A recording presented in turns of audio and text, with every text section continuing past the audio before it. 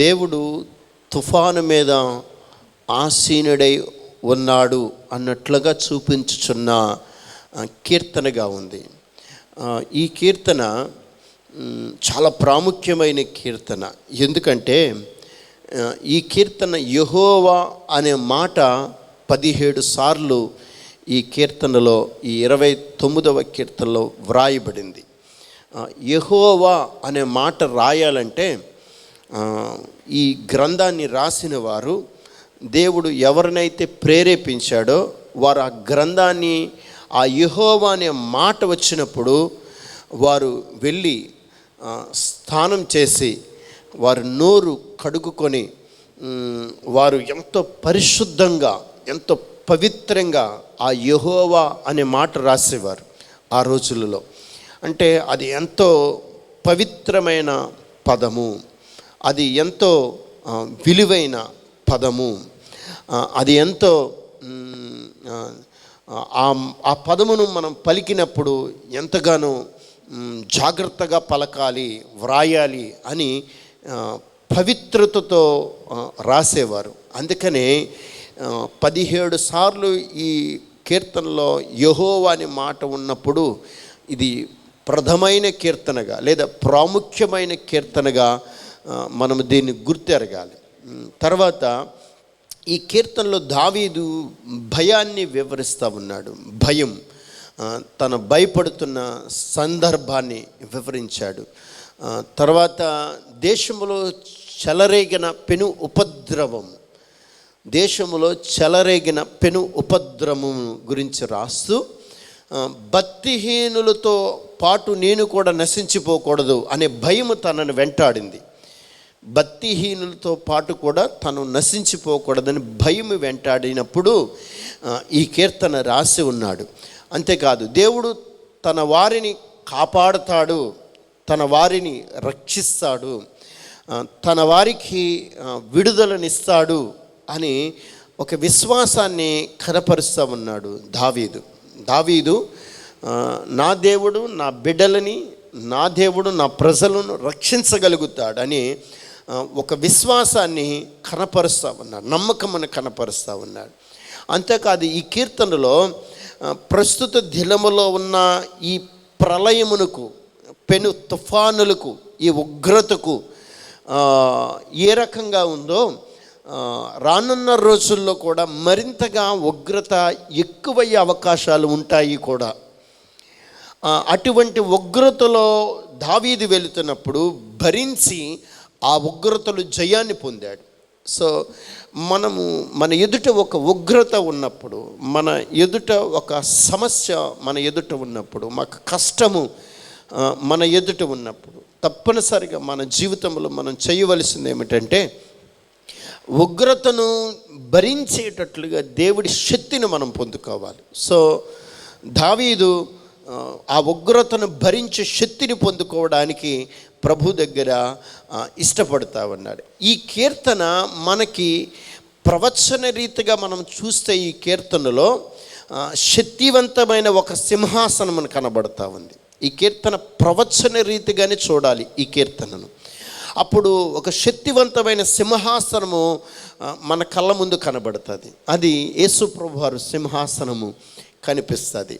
అంతేకాదు, ఈ కీర్తనలో దావీదు సహనము, శ్రమలలో అనుభవించటమే మాత్రమే కాదు, దావీదు శ్రమలు అనుభవించాడు కదా, శ్రమలు అనుభవించడమే కాదు, ఒక ప్రవర్తగా కూడా దీనిలో కనిపిస్తూ ఉన్నాడు. అంటే జరగబోతున్న దానిని ఈ కీర్తనలలో పొందుపరిచి ఉన్నాడు. ఎందుకంటే ఇతను ప్రవర్త కాబట్టి. ఈ కీర్తన యుగాంతములో ఉన్న యేసుక్రీస్తు ప్రభులు వారు ఇశ్రాయేలు ప్రజలను ఎలాగూ విడిపిస్తాడో సూచిస్తాము. వింటున్నారా? ఈ కీర్తన ప్రవర్త కదా దావీదు ముందుగానే సూచించి రాశాడు, ముందుగానే చూసి రాశాడు. ఆయన ఈ కీర్తనలో యుగాంతములో క్రీస్తు ఇశ్రాయేలు ప్రజలను ఎలాగూ విడిపిస్తాడో అనే సూచనను అక్కడ చూపిస్తూ ఉన్నాడు. అంతేకాదు, ఈ కీర్తన ఇంకా వివరణ చెప్పిన తర్వాత నేను కీర్తనలోనికి వెళ్దాం మనం. ఈ కీర్తనలో దేవదారు వృక్షము అనే సందర్భాన్ని ఇక్కడ చూపిస్తూ ఉన్నాడు. దేవదారు వృక్షం ప్రపంచకములోని గొప్పది. దేవదారు వృక్షం ప్రపంచకములో గొప్పది, బలమైన చెట్టు. అది ప్రపంచ అధికారమునకు కూడా చూపిస్తూ ఉంది. అంటే రాబోతున్న పరిస్థితుల్లో ప్రపంచంలో గొప్ప అధికారాన్ని తెచ్చుకోబోతున్నారు. ఆ అధికారమును గురించి కూడా ఇక్కడ ప్రవచన రీతిగా రాయబడింది. కొండలలో కూడా ఇక్కడ రాయబడింది. కొండలు అంటే ప్రవచన రీతిగా మనం ధ్యానం చేస్తే ప్రపంచ రాజ్యాలకి సూచనగా ఉంది.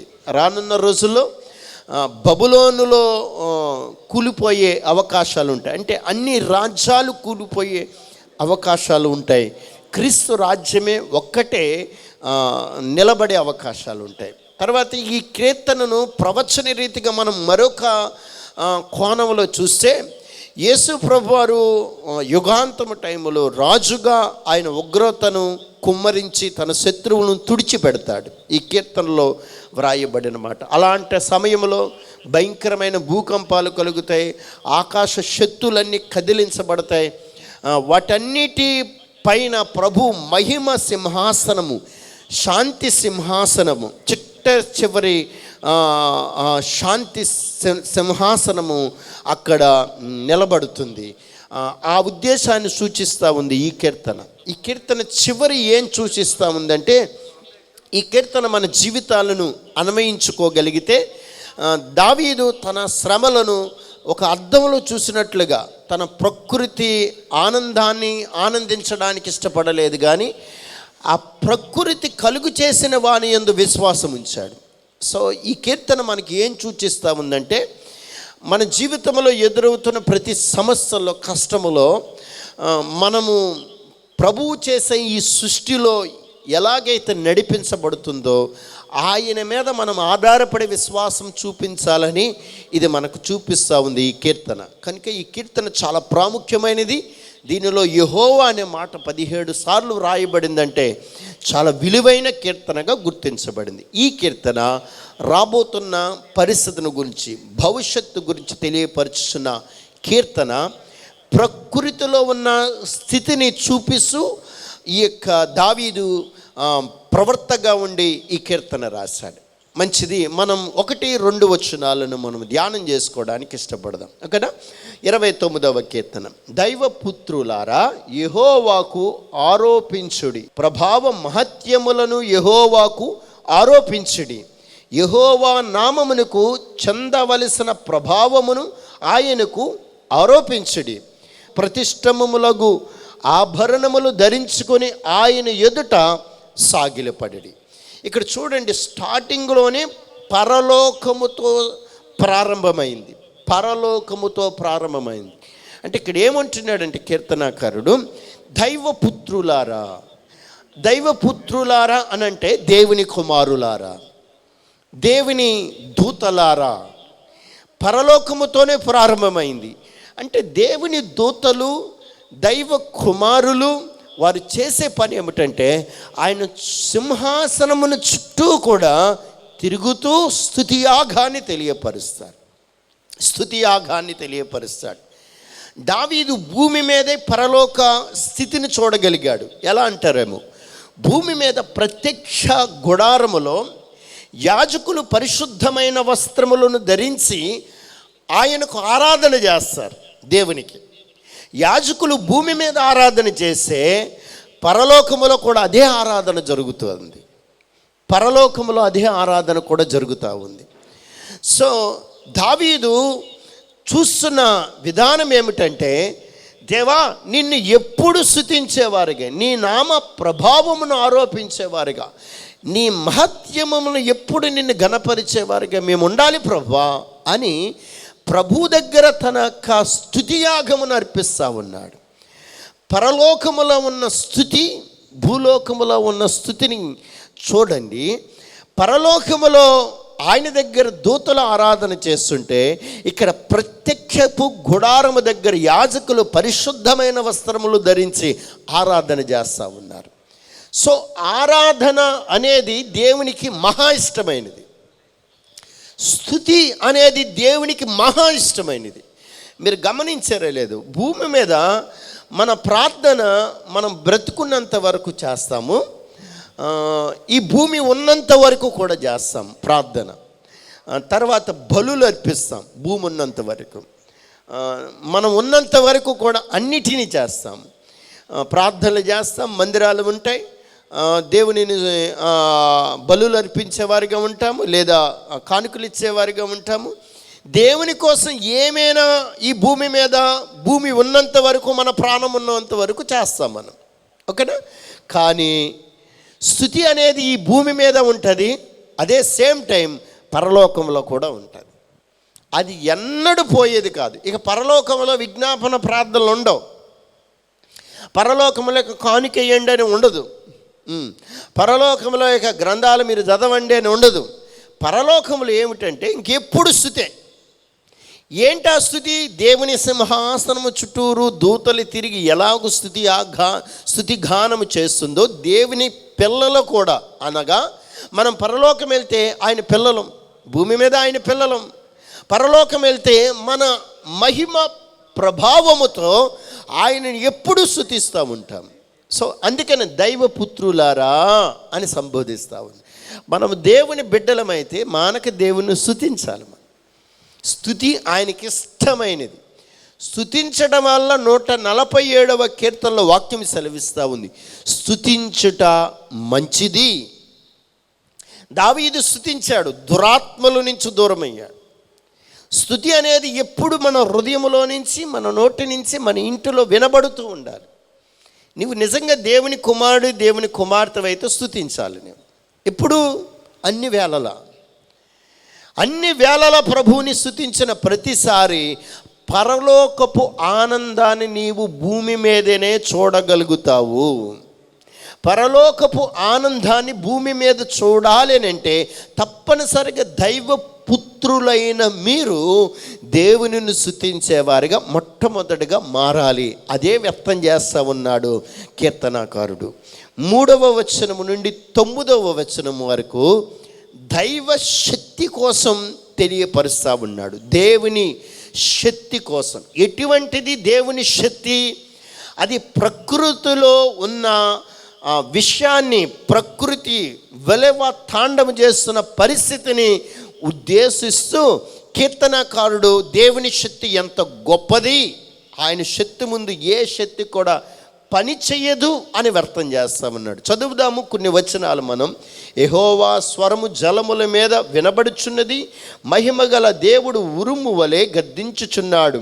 మహాజలముల మీద యెహోవా సంచరించుచున్నాడు. యెహోవా స్వరము బలమైనది, యెహోవా స్వరము ప్రభావము గలది. యెహోవా స్వరము దేవదారు వృక్షములను విరుచును.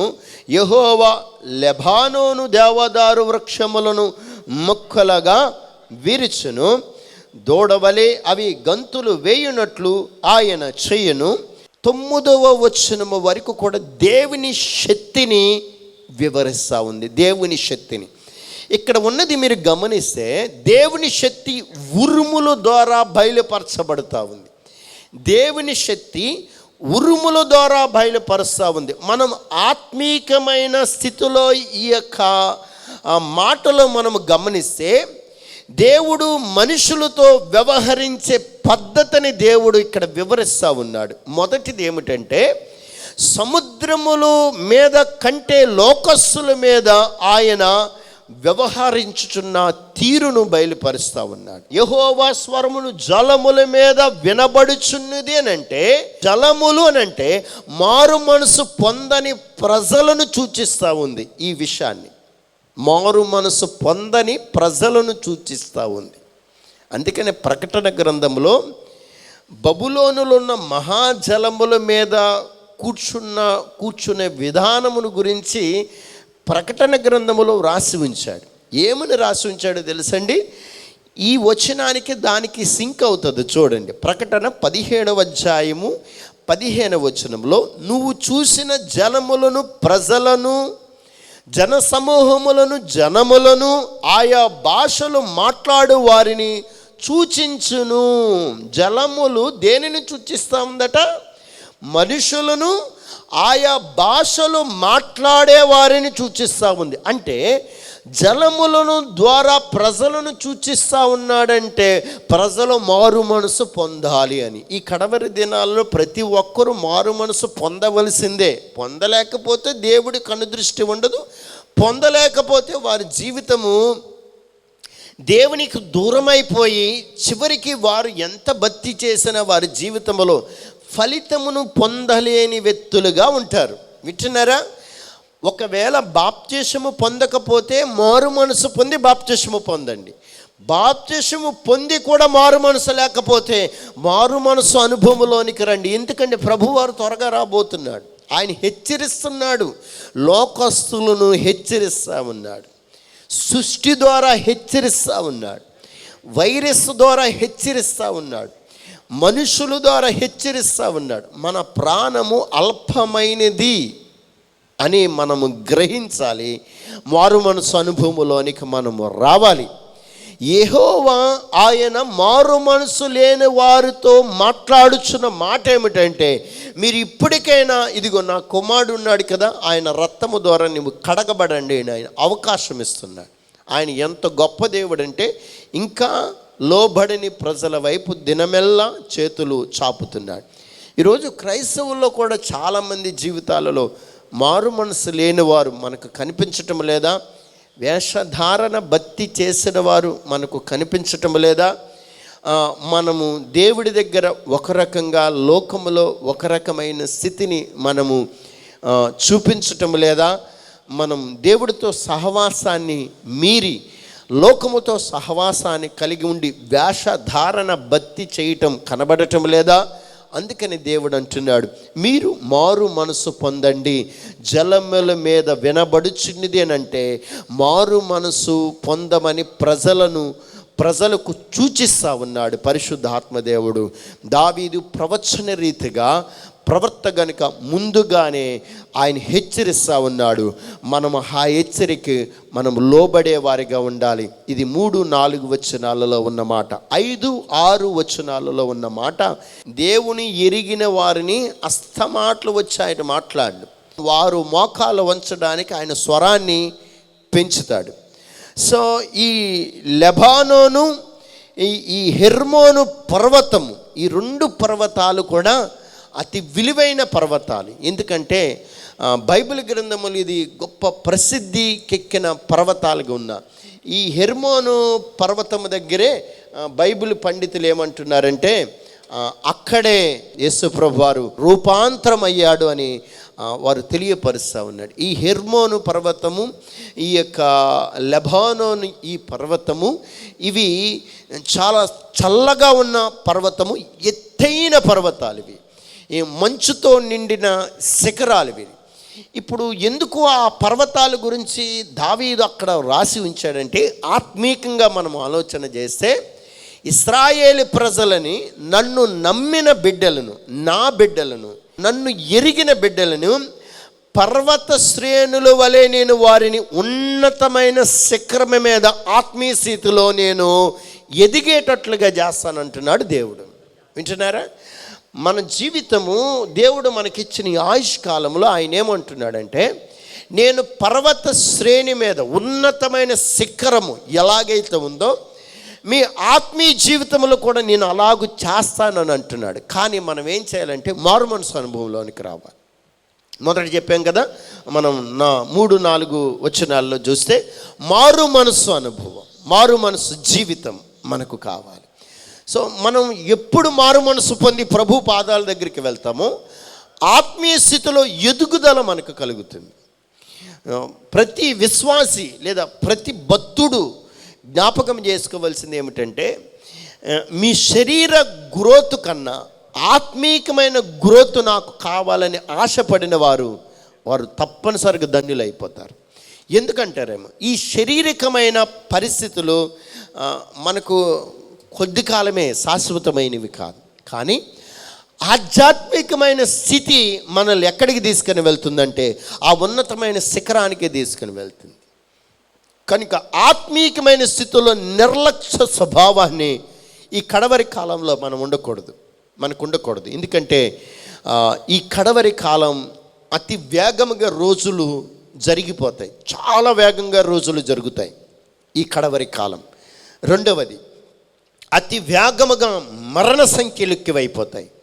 మూడవది, అతి వేగముగా వ్యాధులు బారి పడిపోతారు. నాలుగవది, అతి వేగముగా ఆత్మీయ జీవితంలో పడిపోతారు. ఎందుకంటే ఇది కడవరి కాలం. సో మనం ఆత్మీయ జీవితంలో ఎదగాలంటే మీరు చేయవలసింది, ప్రభా దేవదారు వృక్షము వలె నన్ను ఆత్మీకమైన శిఖరము దగ్గరికి ఎక్కించవని మనం ప్రార్థన చేసేవారిగా ఉండాలి. ఎందుకంటే లెబానోను దేవదారు వృక్షములు చాలా గొప్పవి. ఎందుకు గొప్పవి అంటే అవి బలమైనవి, రెండవది పొడవైనవి, మూడవది ఆకాశమును ఉన్నాయా, ఇవి ఆకాశములో ఉన్నాయా అన్నట్లుగా ఉంటాయి, అంత ఎత్తుగా ఉంటాయి. ఇది చెదపట్టదు, కర్ర చెడిపోదు, పురుగు పట్టదు, లేత గోధుమ రంగులో ఉంటుంది ఈ దేవదారు వృక్షం. ఇది చాలా మందిరాలలో వాడతారు, పవిత్రముగా దీన్ని భావిస్తారు. సో దేవుడు మన ఆత్మీయ జీవితాన్ని చెదపట్టకుండా, మన ఆత్మీయ జీవితంను పురుగు పట్టనివ్వకుండా, మన ఆత్మీయ జీవితమును ఆకాశమంత శిఖరమునికి ఎక్కేటట్లుగా, బలమైనదిగా ఉండేటట్లుగా, పొడవైనదిగా ఉండేటట్లుగా, స్థిరమైనదిగా ఉండేటట్లుగా ప్రభు చేయడానికి ఆయన ఇష్టపడుతూ ఉన్నాడు. సో మన పర్వతమును, ఆత్మీయ స్థితిని మనం ఎప్పటికప్పుడు కూడా అది పెంచుకోవడానికి, మన ఆత్మీయ సంబంధానికి సూచనగా ఉంది కనుక మనం తప్పనిసరిగా ఆ సూచనను మనం గమనించి, దేవా దేవదారు వృక్షము వలె నా ఆత్మీయ స్థితిని మార్చవా అని మనం ప్రార్థన చేయాలి. స్థిరమైనదిగా మార్చవా, గొప్పదిగా మార్చవా, బలమైనదిగా మార్చవా, ఆకాశమంత ఎత్తుగా ఉండేటట్లుగా, పర్వత శ్రేణిలో శిఖరమును అందుకునేటట్లుగా నా ఆత్మీయ స్థితిని మార్చవా అని మనం ఎప్పటికప్పుడు మనం ఈ ప్రార్థన మనం చేసేవారిగా ఉండాలి. సో ఈ కీర్తనలో ఉన్న ఈ సన్నివేశాలు ఎందుకు ఆయన వ్రాసి ఉంచాడంటే, కడవరి దినాలలో ఇటువంటి సందర్భాలు మీకు ఎదురైనప్పుడు మీరు తప్పనిసరిగా సిద్ధపాటు కలిగి ఉండాలి. సో ఒక వ్యక్తి ఆత్మీయ జీవితంలో స్థిరపడుతూ అడుగులు ముందుకు వేస్తే అప్పుడే బలమైన తుఫాను వంటి పరీక్షలు మనకు ఎదురవుతాయి. వింటున్నారా? ఆత్మీయ జీవితంలో నువ్వు ప్రార్థన చేస్తూ ఉన్నావు అనుకో, బైబిల్ మానక చదువుతూ ఉన్నాం, నేను పని చేసుకుంటూ దేవుడి పనిలో పాల్గొనాలి, నేను పని చేసుకుంటూ దేవుడికి భక్తి విషయంలో శ్రద్ధ చూపించాలి, నేను పని చేసుకుంటూ దేవునికి ప్రాధాన్యతనివ్వాలి, నేను పని చేసుకుంటూ నా దేవుడి పాదాలను ఎప్పుడు పట్టుకోవాలి, నేను అపవిత్ర జోలికి వెళ్ళకూడదు, నేను దేవుని ప్రభావంతో అడ్డుబండగా ఆయన ప్రభావం నిలిచి ఉంది, ఆయన చెప్పిన ప్రకారమే నేను చేస్తాను, ఆయన ఏది చెప్తే దాని ప్రకారం నేను నడుస్తానని నీవు తీర్మానం చేసుకొని అడుగులు వేసినప్పుడు తప్పనిసరిగా నీకు పరీక్షలు ఎదురవుతాయి, తప్పనిసరిగా నీకు పరీక్షలు ఎదురవుతాయి. ఆ పరీక్షల్లో దేవుడు తోడు తప్పనిసరిగా అవసరం. పరీక్షలు ఎదురైనా నువ్వు ఓడిపోవు, నీవే గెలుస్తావు. మీకు ఒక ఉదాహరణ చెప్తాను. అబ్రహాముకి పరీక్షలు పెట్టాడా, లోతుకు పరీక్షలు పెట్టాడా? అబ్రహాముకే పరీక్షలు పెట్టాడు. లోతుకి ఏ పరీక్షలు లేవే. దేవుడికి తెలుసు లోతు ఏ ఆత్మీయ జీవితం కలిగి ఉన్నాడు, లోతు స్థితి ఏంటో దేవుడికి తెలుసు, ఎటువంటి నిలకడలేని స్థితి అతనికి ఉంటుందో దేవుడికి ముందుగానే తెలుసు. కానీ అబ్రహాముని చూడండి, అబ్రహాము పరీక్షల గుండా వెళ్ళాడు. ఎందుకంటే అబ్రహాము తెలుసు, అబ్రహాము నిలబడగలుగుతాడు, బలపడగలుగుతాడు. సో మనం మన జీవితంలో పరీక్షల గుండా వెళుతున్నప్పుడు నీవు దేవుని విషయంలో వేరుపరచబడుతున్నావని జ్ఞాపకం చేసుకోవాలి. వింటున్నారా? దేవుడి విషయంలో నీవు ఒక కనుదృష్టి నీ మీద ఉంది, దేవుడి విషయంలో ప్రత్యేక శ్రద్ధ నీ మీద ఉంది. నువ్వు పరీక్షలు నీకు ఎదురవుతున్నాయా, శ్రమలు నీకు ఎదురవుతున్నావా? మేబీ మీ కుటుంబం గురించి కానీ, నీ భర్త గురించి కానీ, నీ భార్య గురించి కానీ. చాలామంది నాతో చెప్పిన మాట, అయ్యా ఆయనేమో మాట వినడయ్యా, నా మీద అనుమానం పడతా ఉంటాడు, ఏదేదో చెప్పిన మాటలు బట్టి నన్ను బాగా కొడుతున్నాడు, మార్పు రావటంలో ఎంతకాలం ఈ శ్రమ పడను, ఎంతకాలం ఈ కష్టము పడను, ఎంతకాలం ఈ బాధను నా నెత్తి మీద పెట్టుకోను, ఇక విడుదల ఉండదా? నీకు కష్టాలు వస్తున్నాయి అని అంటే, తుఫానులనే శ్రమలు వస్తున్నాయి అంటే నీకు అర్థం అవ్వాలి ఏంటో తెలుసా? నేను నా దేవుని పరీక్షలో వెళ్తున్నాను. దేవుడు నిన్ను పరీక్షిస్తున్నాడు, పరిశోధిస్తున్నాడు. అబ్రహాముని పరిశోధించి పరీక్షించాక కానీ ఆశీర్వదించాడా? ఆశీర్వదించాల. పరీక్షించాడు, పరిశోధించాడు. ఒక బంగారాన్ని తీసుకోండి, మట్టిలో నుంచి అది మట్టిలో దొరికినప్పుడు ఆ బంగారాన్ని ఒక యంత్రంలో వేసినప్పుడు మట్టిను బంగారం వేరవుతుంది. అది మొదటి సెక్షన్. రెండవ సెక్షన్లో ఒక రసాయనాన్ని వేసి ఆ మలినమనంతా కూడా తీసివేస్తారు. మూడో సెక్షన్లో అగ్నిలో కొలుములో వేస్తారు, బాగా కాలుస్తారు. నాలుగవ సెక్షన్లో పరీక్ష పంపిస్తారు. ఆ పరీక్షలో కూడా అది లెగ్గిన తర్వాత కూడా ఓకే అన్న తర్వాత కూడా చివరి పరీక్ష చేస్తారు. ఆ పరీక్షలో అది తలతలలాడిపోవాలి. మన ముఖము దానిలో కనబడాలి. ఆ బంగారములో మన ముఖం కనబడాలి, అంత తేటగా ఉండాలి.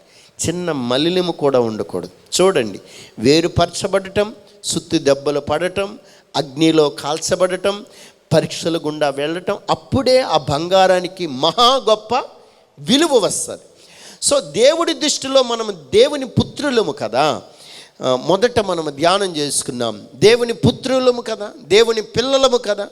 సో దేవుని పిల్లలు, ఆయన పరిశుద్ధుడు కదా, ఆయన బంగారము కన్నా మేలిమి బంగారము కన్నా మహా గొప్ప శుద్ధుడైన దేవుడు. సో ఆయన పుత్రులము కాబట్టి మనల్ని కూడా శుద్ధి చెయ్యాలని ఆయన ఇష్టపడుచున్నాడు. ఎప్పుడు జరుగుతుంది ఆ శుద్ధి? ఈ భూమి మీద మనకు ఈ శరీరంలో ప్రాణం ఉన్నంత వరకే ఈ శుద్ధి జరుగుతుంది. ఒక్కసారి ఈ ప్రాణం ఈ శరీరం నుంచి వెళ్ళిపోతే, నేను ఒక్కసారి శుద్ధి చేసుకొని మరలా వస్తాను, నీ పరలోకంలో నేను అడుగెడతానంటే, అప్పుడు అగాధము వలె మధ్యలో నరకకరమైన పరిస్థితి ఎదురవుతుంది తప్ప అక్కడ వారు ఇక్కడికి కానీ ఇక్కడ వారు అక్కడికి కానీ ఎల్లరనే మాటను మనం జ్ఞాపకం చేసుకోవాలి. ఈ సందర్భం లాజరు ధనవంతుడు మనకి తెలిసిన విషయమే. లాజరు ధనవంతుడు, లాజరు చనిపోయాడు, అబ్రహాము రొమ్మును ఆనుకున్నాడు. ధనవంతుడు చనిపోయాడు, నరకములోనికి వెళ్ళాడు. దావతయ్యా, లాజర్ను పంపించయ్యా, లాజర్ను పంపించయ్యా అని అంటే అక్కడ వారు ఇక్కడికి కానీ ఇక్కడ వారు అక్కడికి కానీ వెళ్ళడానికి వీలు లేదు. చూడండి, ఈ శరీరంలో ప్రాణం ఉన్నప్పుడే మనం ఏదైనా చేయగలుగుతాం. ఈ ప్రాణం పోయిన తర్వాత మరలా ఒక్కసారి పోయిన తర్వాత మరలా జన్మభూమిలోనికి, ఈ శరీరంలోనికి రాలేం. కానీ వస్తాం. ఎప్పుడు? మనము పరిశుద్ధంగా జీవించి ప్రభువు దగ్గర నమ్మకమైన జీవితాన్ని మనము జీవించి పరీక్షలన్నిటికీ లెగ్గినప్పుడు, ఆత్మీయమైన పర్వతమైన శ్రేణులు ఉన్నతమైన శిఖరాన్ని ఎక్కినప్పుడు, ఆత్మీయ స్థితిలో ఎదుగుతున్నప్పుడు, మనం ఈ లోకంలో చనిపోయామనుకో, ప్రభువు ఒకరోజు వస్తాడు, మహిమ శరీరముతో మనము ఆయనను ఎదుర్కోబోతున్నాం. ఒకవేళ మనం ఈ లోకంలో మన ఇష్టానుసారంగా భక్తి కాకుండా మన ఇష్టానుసారంగా మనం జీవించాము అనుకో, మనం తప్పనిసరిగా ఈ లోకాన్ని ఒకరోజు విడవాలి, విడిచేయాలి, తప్పదు. నేను ఉంటానంటే కుదరదు. మరి విడిచిన తర్వాత మరలా మనం రాలేము, మరలా మనం నీతిగా బ్రతకలేము, మరలా బలముతో మనం ఉండలేము, మరలా ఆత్మీయ జీవితంలో పరీక్ష ఒక్కసారి మరలా చేసుకుంటానంటే కుదరదు. అందుకనే యవన ప్రాయంలో ఉన్న, ఏ వయసులో కలిగిన వారు ఉన్నా, ఈ క్షణము నుంచి నీతిమంతుల జాబితాలో ఉండి పరీక్షల గుండా వెళుతున్నా, దేవుడు నన్ను పరిశోధిస్తున్నాడు, నేను బంగారముగా మారబోతున్నాను. నేను ప్రార్థన మానకూడదు, బైబిల్ చదవటం మానకూడదు, పరిశుద్ధత వైపు పరుగులెత్తటం మానకూడదు.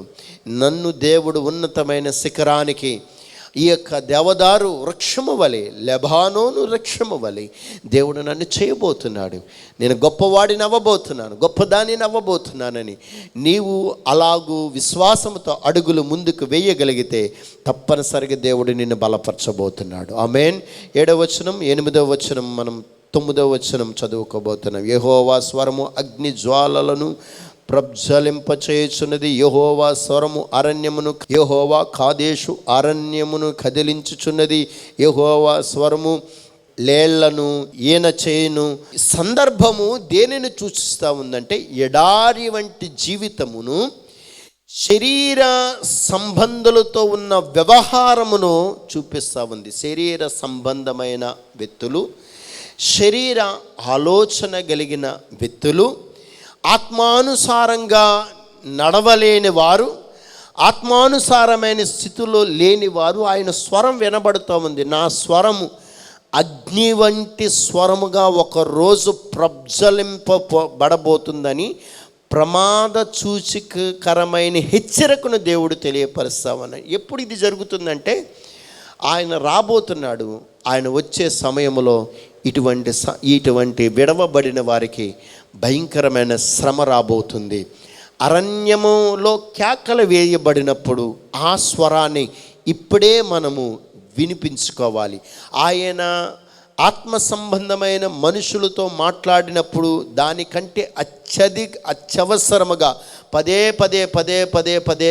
సార్లు లోకానుసారమైన శరీర సంబంధాలతో ఎక్కువగా మాట్లాడుతున్నాడు. వింటున్నారా?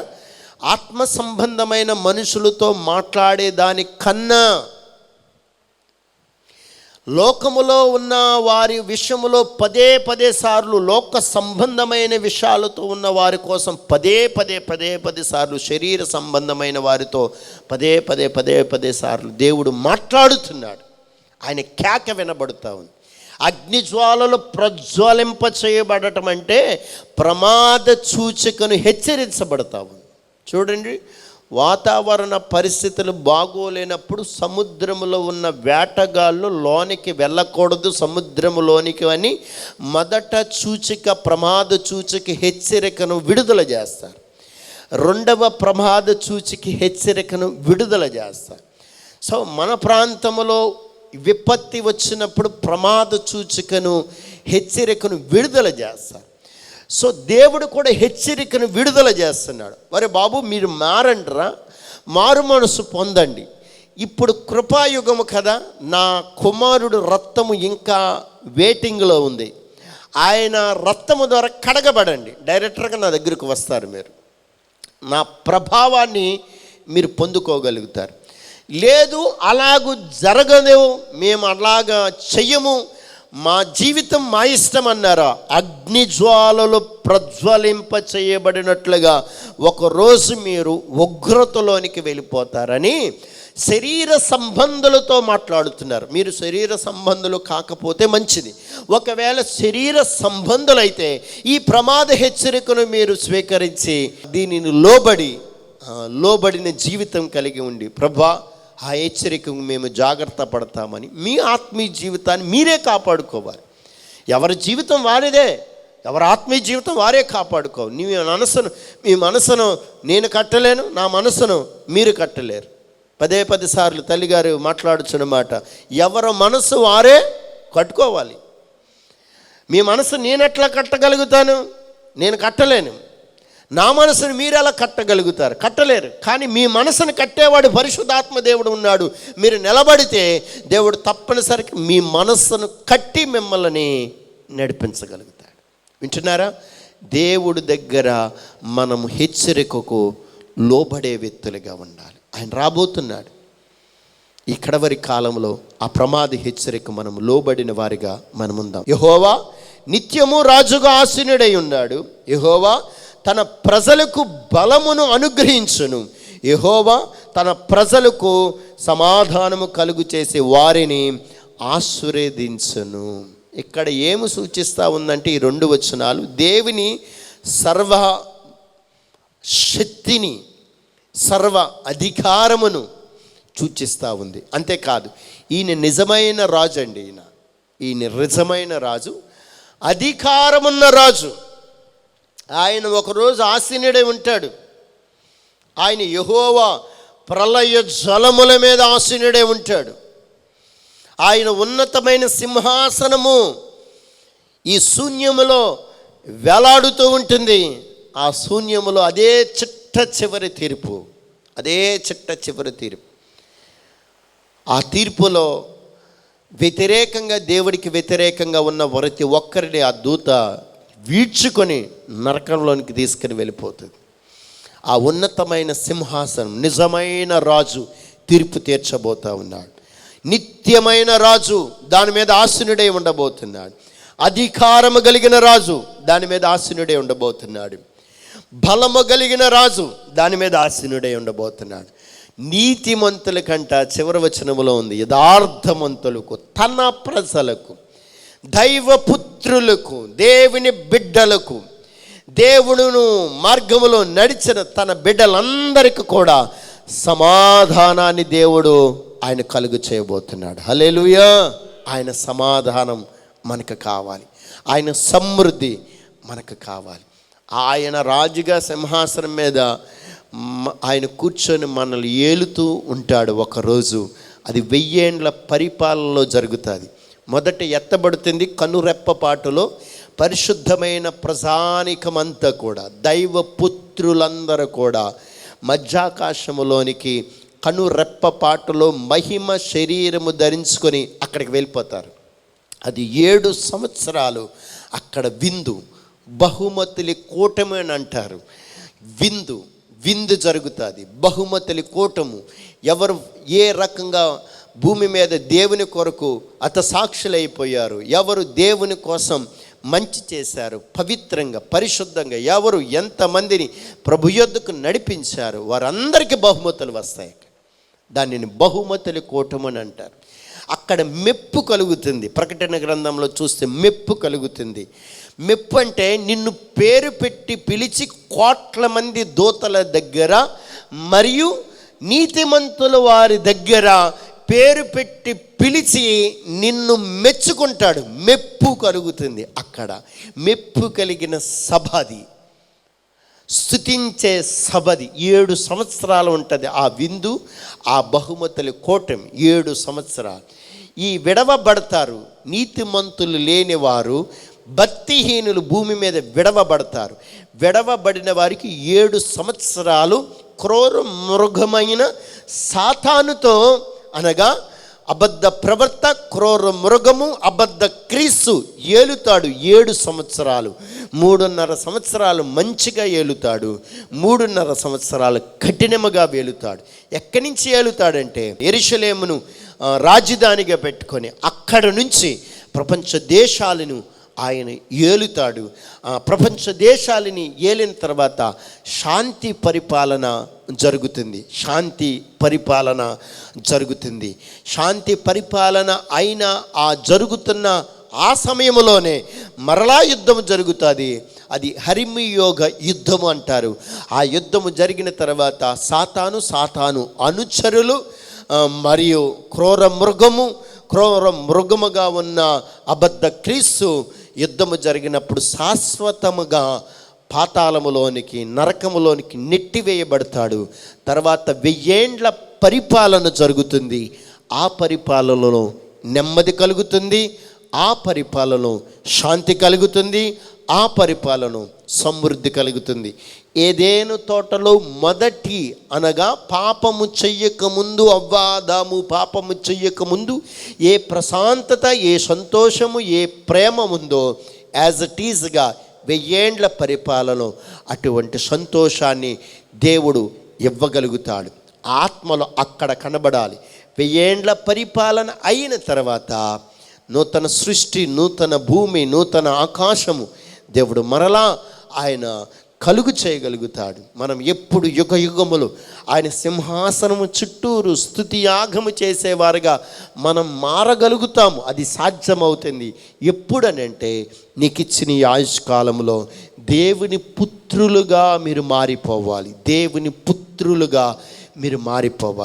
ఈ యొక్క 29వ కీర్తన అనేకమైన మార్లు యెహోవా యెహోవా యెహోవా యెహోవా అని అనేకమైన మార్లు వ్రాయబడిందంటే దేవుడు కడవరి దినాలలో గురించి ప్రవక్త అయిన దావీదు ద్వారా తెలియపరిచిన హెచ్చరికకు, ప్రమాదకరమైన ఈ హెచ్చరిక మనము లోబడి ఈ తరములో మారు మనసు పొందుతాం.